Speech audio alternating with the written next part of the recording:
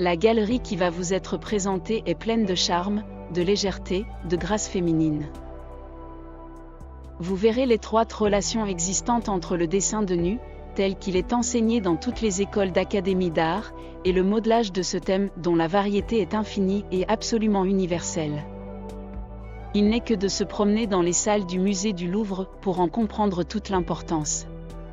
La sensibilité d'un artiste est indispensable pour n'exprimer que ce qui est beau, et en l'occurrence, c'est primordial. Il me semble que la grande difficulté dans toutes les représentations du corps de la femme en art, tableau ou sculpture, réside dans ce simple fait, ne pas se tromper dans le message envoyé, et qui sera perçu. Autrement dit, la beauté d'une pose ou d'un geste ne doit pas être équivoque. Même si la perception peut laisser transparaître un sentiment léger d'érotisme, ce qui est présent dans toute l'humanité, aucune grivoiserie n'est acceptable, ou alors il faut choisir un autre thème purement érotique, comme l'ont déjà fait nombre d'artistes célèbres. Le modelage n'est pas de la sculpture. Pour sculpter, l'artiste enlève de la matière d'un bloc de pierre ou de bois. Pour modeler, l'artiste transforme ou ajoute de la matière. C'est en résumé aussi simple que cela. Dans toute cette galerie, je vais vous montrer uniquement des modelages de terre cuite et dorée au four. Afin de conserver une unité de travail, j'ai sélectionné une série de petites figurines dont la photo en cours de finition vous donne la proportion exacte. J'ai eu plusieurs professeurs de dessin, mais celui qui m'a marqué le plus est le sculpteur Raymond Dubois, qui, déjà dans mon enfance, m'apprenait les rudiments du dessin sur nature et m'avait donné des bases de techniques de modelage. De lui, j'ai retenu le dépouillement, la sobriété et une idée d'élégance dans la pose et le geste. Beaucoup plus tard, j'ai passé des années en école d'académie d'art, fusain à la main pour dessiner sans relâche des modèles vivants et des plâtres en reproduction de sculptures antiques.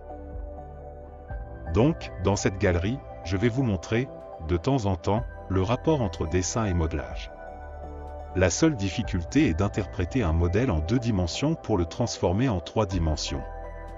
Cependant, la sculpture comme le modelage passe nécessairement par une étude sur papier, enfin, c'est souhaitable. Le mouvement, parfois indépendant de la pose, permet d'insuffler une vie réaliste au modèle, exemple ici dans la chevelure.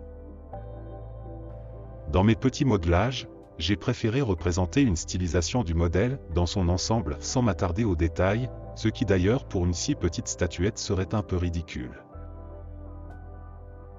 Chaque femme est différente, c'est une banalité de l'écrire, sans doute, mais ce qui est important est de restituer la réalité. Grande, petite, mince ou plus en forme, chaque corps doit se lire, se comprendre, exactement comme si le modèle en vrai était là, sous nos yeux. Il me faut préciser que modelage ne doit pas être confondu avec moulage, comme je l'entendais si souvent. Un modelage reste une pièce unique. Un moulage est le résultat d'une série industrielle. Et de toute façon, ce que l'on appelle la dépouille est particulier à une reproduction dans un moule, plâtre ou autre, qui permet de démouler sans casser l'objet. Ensuite, il faut ébarber, repolir, etc. En clair, ce n'est absolument plus la même chose, ni le même art.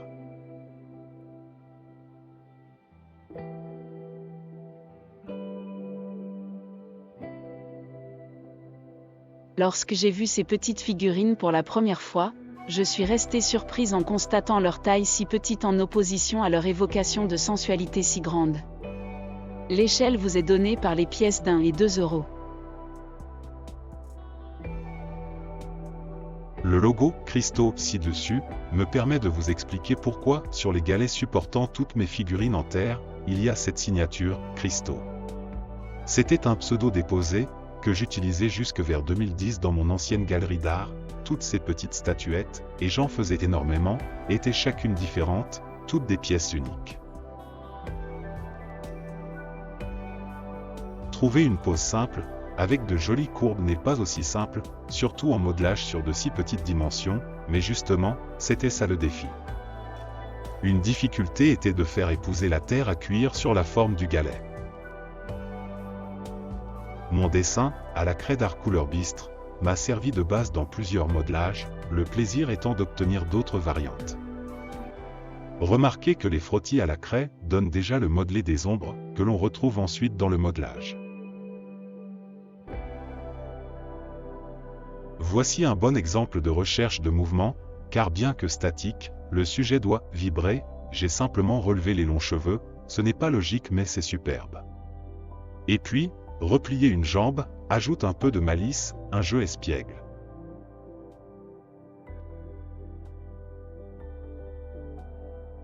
C'est effectivement curieux de voir s'animer, sous nos yeux, ces figurines, lorsque plusieurs poses se succèdent avec beaucoup de variantes sensuelles.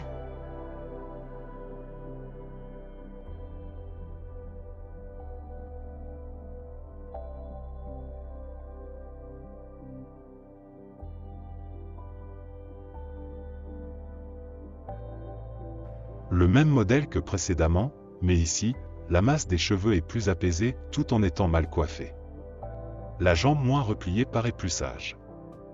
Ceci peut sembler de simples détails sans importance, pas du tout, sous les yeux d'un acheteur qui regarde plusieurs modelages, de prime abord ressemblants, ce sont justement ces petites différences qui emportent le coup de cœur.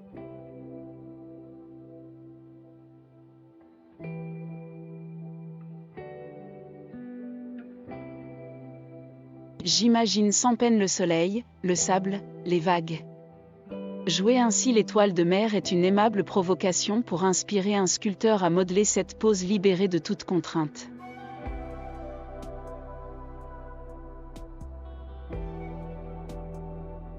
Quelle que soit la dimension d'une œuvre artistique dont le but est de représenter le corps humain, femme ou homme, le respect est, pour moi, essentiel. Ce qui veut dire que les proportions doivent être respectées, si la beauté est au cœur de la démarche. Si l'artiste ne veut finalement que surprendre, créer autre chose que la beauté, se distinguer dans la laideur, je ne citerai aucun nom, alors qu'il fasse n'importe quelle élucubration, ce sera d'ailleurs le meilleur moyen d'être considéré comme un génie. En dessin comme en modelage, j'attache une grande importance à la chevelure. La coiffure est un symbole essentiel de la féminité. Le même modèle avec une chevelure différente change radicalement de silhouette. Cette pose, reposante d'apparence, dégage une sérénité corporelle entièrement exprimée dans la courbe du dos. Même avec un léger changement gestuel, la forme d'une silhouette sur un bon croquis reste la meilleure façon, pour un artiste, de reprendre les bonnes proportions, dans une sculpture ou un modelage. Ce dessin, un des innombrables que je faisais au fusain, est réalisé en fait en pause rapide, quelques minutes suffisent pour noter l'essentiel le plus juste possible. C'est un exercice d'étude, qui permet d'acquérir la vision globale des formes, les unes par rapport aux autres. La perspective. Une notion qui va sans aucun doute disparaître peu à peu dans l'art. Mon dessin à la sanguine se retrouve dans la vue rapprochée de ce modelage. Donc, il serait possible de dessiner également d'après cette petite figurine dorée, exactement comme j'ai dessiné mon modèle, bien réel, appuyé sur mon tabouret d'atelier. Il n'est pas toujours facile pour un modèle vivant de tenir la pose longtemps, comme sur cette image. D'où, pour un artiste, la nécessité de fixer également par un croquis l'impression de sa composition.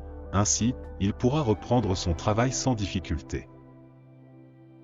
Évidemment, de nos jours, tout le monde se sert d'un appareil photo ou plutôt d'un téléphone.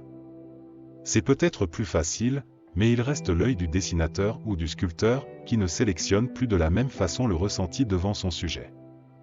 Risque de banalité.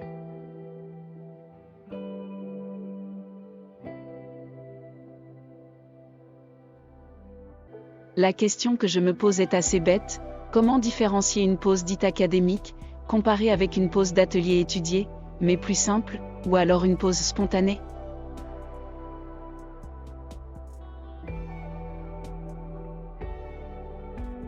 Ce genre de dessin rapide, dont j'avais des cartons remplis et qu'il m'a bien fallu, un jour, mettre dans la cheminée, faute de place, est la base même de toute étude. Je reste et resterai désolé de constater, trop souvent, l'indigence des œuvres de type à peine scolaire, exposées avec gloriole dans trop d'expositions.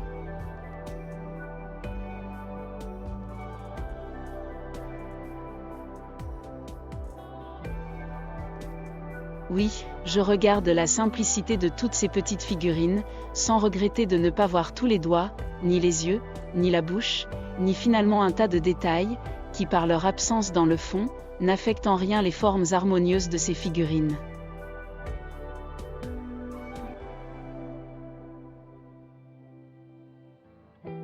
Il me fallait avoir trouvé ce superbe modèle d'une sportive, pour accepter cette pose à la limite de l'équilibre. Une originalité pourtant tout à fait dans le sens artistique. Cette image montre la simplification totale du visage, ce qui accentue par ailleurs le modelé général du corps athlétique. Le dessin, en sépia et noir à la craie d'art, m'a été utile dans beaucoup de modelages. La figurine dorée en est une variante, un peu mouvementée. On peut observer que lors de la composition d'une figurine en modelage, comme en sculpture aussi, l'artiste est libre de créer une pose du modèle en déséquilibre. La raison en est simple. Les volumes étant visibles sous tous les angles, ce déséquilibre devient mouvement. Dessiner dans ce même principe sur une surface plane donnerait un sentiment de malaise.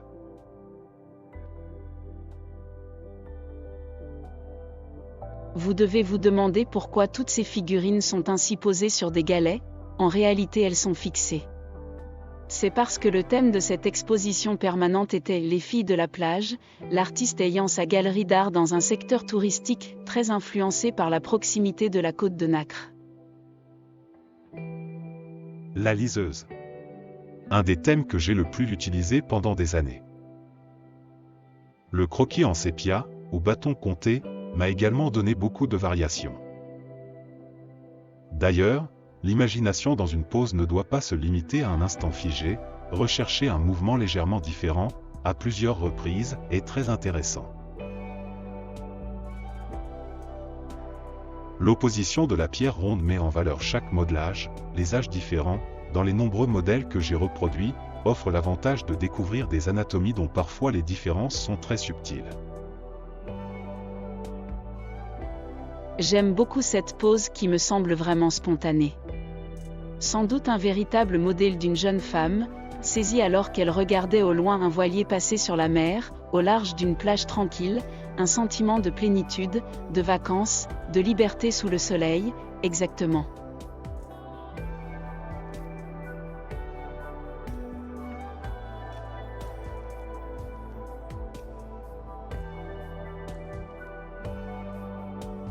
Ce modèle avait un chic pour toutes les poses alanguies. Je me suis aussi très souvent inspiré de sa forme étendue, presque endormie. Je prends assez souvent, en modelage, la liberté de changer les coiffures, une nécessité pour s'accorder avec le style de pose choisi. Ici, je n'ai pas utilisé un fusain, mais une pierre noire.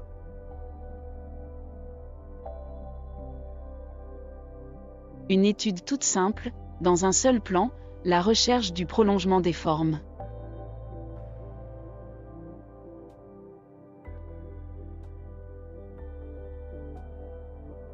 La sanguine adoucit les traits, et bien que ce croquis ne soit qu'une ébauche, il suffirait de pousser le travail pour faire un véritable dessin. J'affectionnais beaucoup les poses un peu ramassées, le modelage offre l'avantage de pouvoir repositionner à volonté une partie du modèle.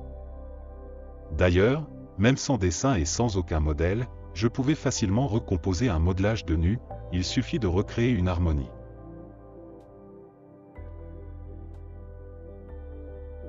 Je ne vais pas m'amuser à vous montrer toutes les petites figurines de nu féminin que je faisais auparavant.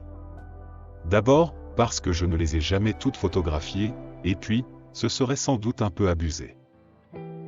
Ce qui est amusant, est de savoir que si certaines poses pouvaient être académiques, d'autres étaient plus libérées de tout formalisme, et enfin bien d'autres avaient un côté fantaisiste, pour ne pas dire teinté d'humour.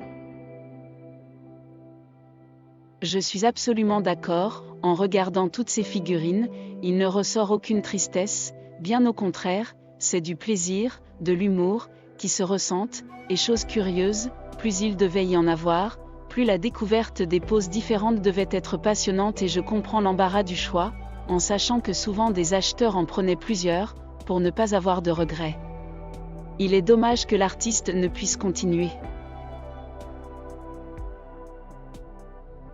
Pour finir cette galerie, je vais terminer par la plus innocente, si tant est que les autres ne le soient pas aussi. Depuis une dizaine d'années, j'ai arrêté de modeler ces petites figurines, mon atelier maintenant à Lisieux n'est plus fait pour ce genre d'exposition, c'est dommage.